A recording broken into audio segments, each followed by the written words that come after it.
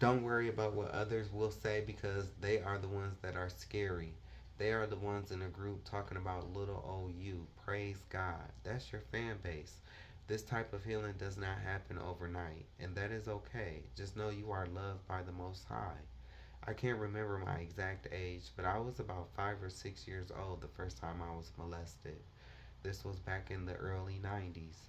The first time Kiki molested me, I can't remember whose apartment we were at. I was not at home.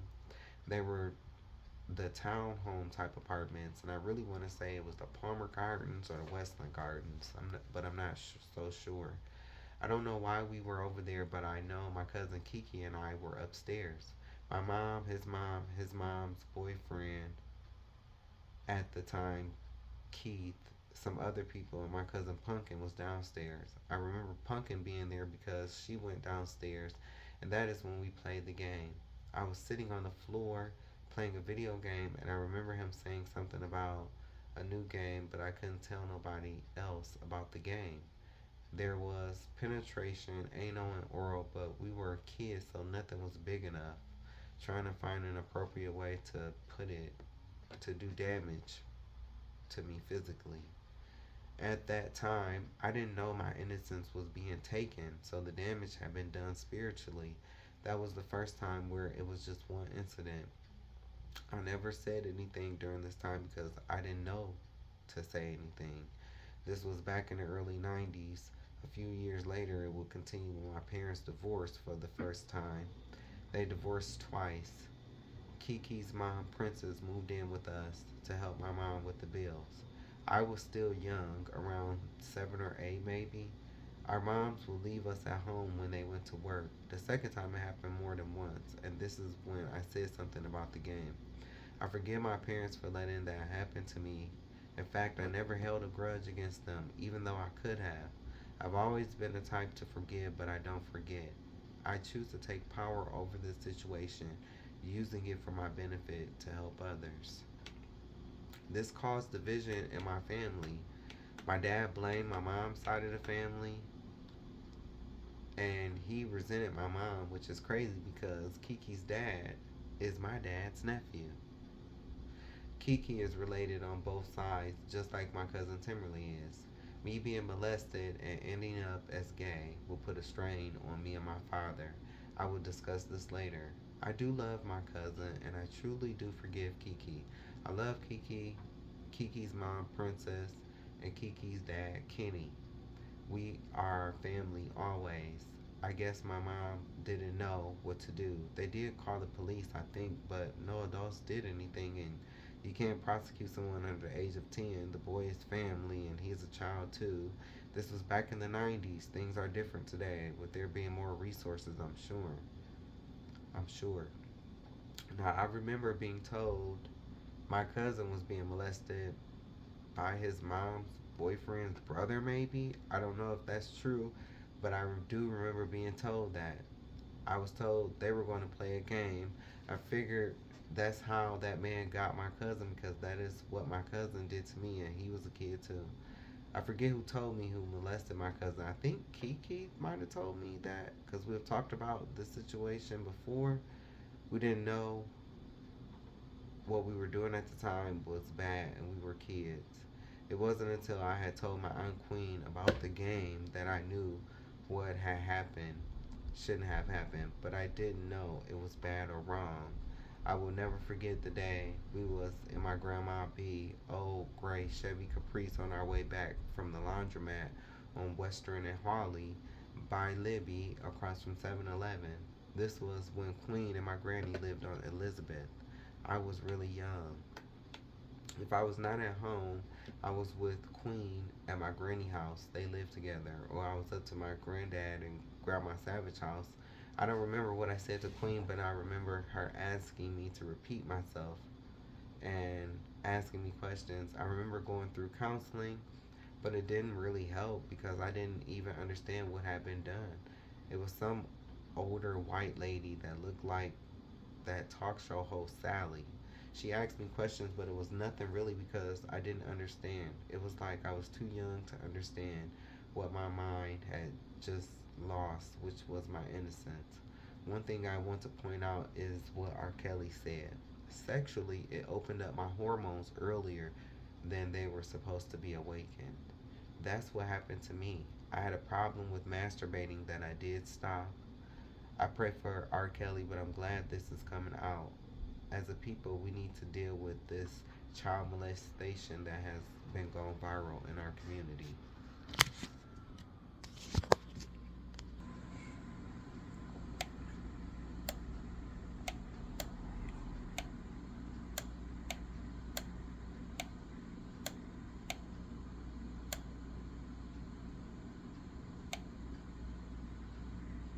My cousin Kiki.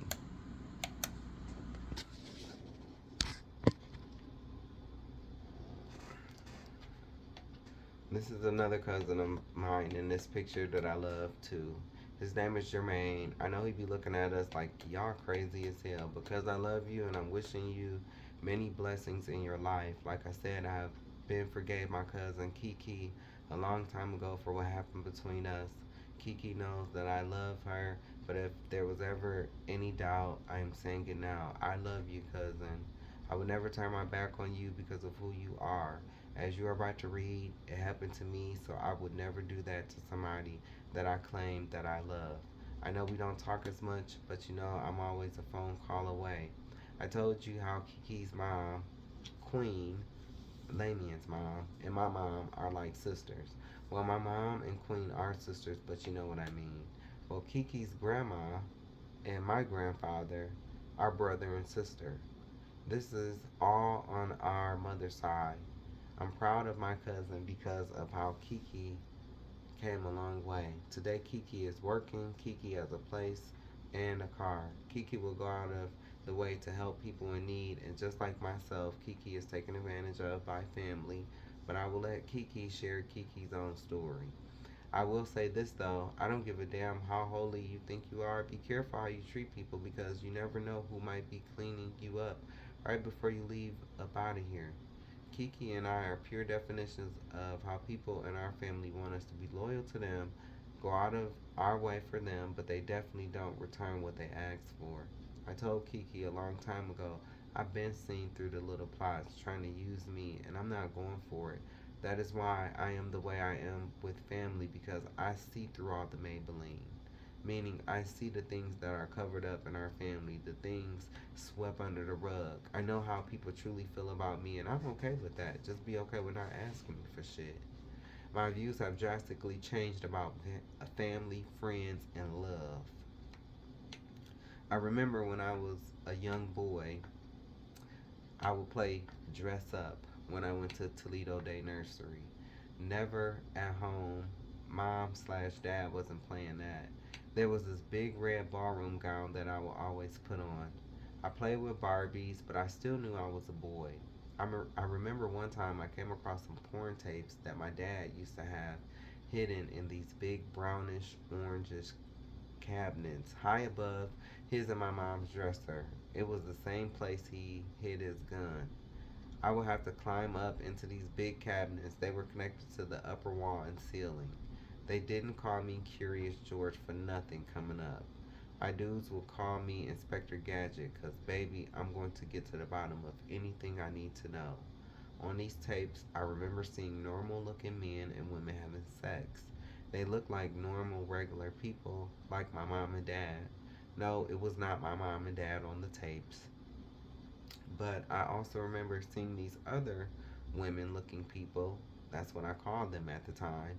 But at the bottom, they had the same thing I had. I was very young. This was before I was molested the second time, so somewhere in between the ages of 5 to 7. I had knew what sex was, and bitch, I'm not going to lie. Seeing those trans girls confused the hell out of me. I like being a boy. I like getting my hair cut and all the stuff little boys did besides sports. That was not an issue for me. I had brothers. My dad had a lawn care business on the side and we worked. Trust me, I knew I was a little boy and liked being a boy. You would never hear me say I felt like I was born in the wrong body. Nah, bruh, I knew I was a little boy with twig and berries. I'm not going to lie though, after seeing those porn videos, in my mind, I was waiting to see if I was going to grow breasts. Honestly, whether you believe me or not, I did not want breasts. I was actually kind of scared because I didn't want to look weird. And I didn't want to bring this up because then my dad would know I had seen the tapes. But I remember thinking, well, why don't my dad have those and none of my brothers or uncles have them either, so maybe I won't get them. One day I did ask my mom and she said only women get breasts, so I just went with that. I told y'all I was kind of left messed up after seeing the trans girls on the porn videos. Like I said though, I knew I was a little boy and I liked being a boy. The best way I could put it is I just always like to be pretty. I dressed neat and did not like to get dirty. After I was molested, I kind of felt outcasted by men, or maybe I just felt uncomfortable around men, so I gravitated more towards women because of what happened to me. I thought that this is the way things are supposed to be. I started to look at boys in an attractive way because I had sex with a boy before I was old enough to understand or even old enough to choose my own path. I knew by this time, ages 9 through 10, that I was not attracted to girls, and to this day, I'm still not attracted to girls, but today it has nothing to do with sex. Don't see, I had the privilege of being a friend to women, so I see how they operate firsthand. I get the behind the scenes tea. Women, for the most part, are way more spiteful and slick than men. If you got a good woman slash man, you better be thankful and don't be trying to be player. Take your ass home to her or him instead of trying to be out in these streets because ain't nothing but heartache, karma, and pain out here for a man or woman that has a good man or woman at home. Anyway, if anyone is wondering, hail to the gnaw. I have never molested a child. I have never molested a child or touched a child. I even sacrificed having that uncle relationship with all of my nieces and nephews so no one will be able to say it was little John that influenced him or her to be gay. Nope, can't blame me. See, I already know how people think, and I'm not mad. I don't get upset. It sucks, but people have the right to protect their family. When I first moved in with Dewan, I remember him telling my nephew to tell him if I ever touched him inappropriately. At first, I was hurt, but I am always the type to look at it from all angles before I respond. I felt where he was coming from. It had been years since we had seen each other, and now I am coming to live with him. He doesn't know my day to day life and all of what I get into, so I get it. Yes, it did hurt, but it validated the decision I made. It validated the decision I had made a long time ago to not have relationships with my nieces or nephews. It's messed up, but it is what it is. Hey, at least I don't have to go out of my way buying presents. In my adult life, never touched anyone while they were sleeping or under the influence. I don't play that. I will play dress up with my cousin Lamia, who was 3 years younger than me. I don't think he was molested. At least this is what I was told. I believe I did have an influence on him, and for that I do apologize. I told you all that growing up, Lammy and I were brothers more than cousins. Everything I got, I had to share with this fool. One time we went trick or treating. I was a vampire and I had this long cape. I forget what Lamia was, but he just loved my cape to the point where threw a whole temper tantrum just to get it. I kept telling him the cape was way too big for him to wear and it was raining outside, setting the scene. I ended up giving him the cape because my mom and Queen asked me to. Why this boy slip and fall, busting his chin down to the white meat coming off a porch? He probably mad at me for that too, but I'm used to it. People blame me for everything. I'm telling you, with the type of energy that Lamia is, you damned if you do or you damned if you don't. Growing up, Lamia had no social skills. When we as a family would have our big family cookouts, Lamia would be in the house being antisocial. He is so sensitive to the point where you can't say nothing about him because he was so fragile, but he has his jokes and it's okay when he talks his shit. No. This is the type of energy that grew up to be very jealous and narcissistic. Lamia does not date black men. He will lie and say he does, but none of his boyfriends have ever been black. All of his boyfriends have been white. He told Queen he that he didn't feel accepted by black people because black people would always tease and bully him. I don't know how this is true. I've been around this fool all my life growing up, and he was not teased nor bullied. Lamia has been in at least two domestic violence relationships with two ugly ass white men. One of them even broke his nose, so he got bullied by black people but got his ass beat by white people. Okay, got it. The thing is, Lamien creates these storylines, but he forgets I was there. This boy has never been bullied by anyone because if he was, Kiki and I would have taken care of it. He never even really went around people when we were younger. He was always in the house. Lamien has always been a follower. He could never dance, has no rhythm and can't keep a beat, and has no style. He has no soul. It's because he does not gravitate towards black culture. He barely did anything in high school. He always felt entitled, like I was supposed to get him on the dance team and in the marching band. I was captain of the dance team, head drum major. I was Afro ball king. I was very popular in high school, but I never knew how jealous Lamia has always been until Queen passed. You know, people's true colors come out when loved ones pass away. Now, don't get me wrong, Lamien and I did fight a lot, but over normal shit, like you can't pick my character on Mortal Kombat, or no, you can't have none of my candy. But Lamien tries to make it seem like I was this devil in his life, which is not the case. He tries to make it seem like I bullied him, and I just don't accept that, especially after all I've done for this fool. I understand that I'm not in control of how I make someone feel, and I'm sure I've said hurtful things, and for that I have already apologized a few times. But today and ongoing, if I never have to see him again, I will not shed one tear. I have had it with Lamia to the point where I'm closing this toxic cycle. If anything, he was always a thorn in my side, but really the whole time he was a Judas that lay dormant. We had been grown apart even before Queen passed. We even went a few years without speaking, and it was no love lost type of situation for me because once I'm done with you, there's no coming back. This is, of course, after I give a few chances. That is how I used to be. And that's because we were family. But now that Queen is gone, Lamien is dead to me as well. My cousin Lamien and I started growing apart when he started doing drag to do low budget drag shows. I fought him so hard trying to prevent him from choosing that path, but we all have our own cross to carry. I did blame myself for a long time for him turning out the way he did, but that went away quickly after a huge argument that took place towards the end of 2015, right before I moved to Minnesota.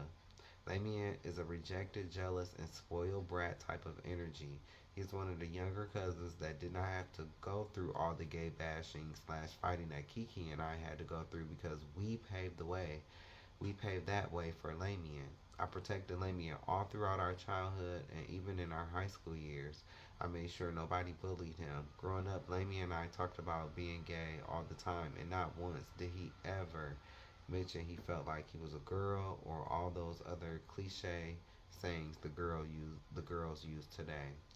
Lamien is a follower